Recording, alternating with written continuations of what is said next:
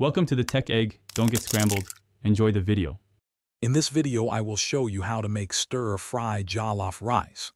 To begin, gather your essential ingredients like 2 cups of long-grain rice, fresh tomatoes, bell peppers, and onions. Don't forget your choice of protein, perhaps chicken or shrimp, cut into small pieces. Also, have vegetable oil, 3 tablespoons of tomato paste, and your favorite spices ready to create that incredible flavor base. Now let's build that amazing flavor. Sauté your chopped onions, garlic, and a touch of ginger in about 2 tablespoons of vegetable oil until they are wonderfully fragrant. Next, stir in 3 tablespoons of rich tomato paste, cooking it for about 5 minutes to deepen its taste.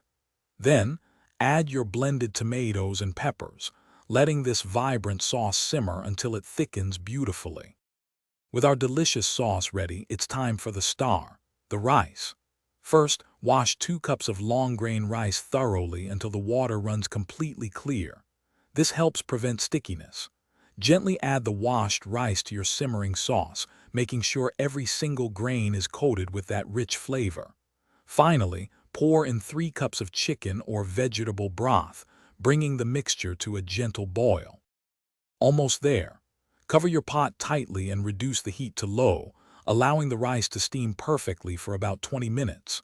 While that's happening, quickly stir-fry your pre-cooked protein and any extra vegetables, like carrots and green peas, in a separate pan. Once the rice is done, gently fold in your stir-fried additions.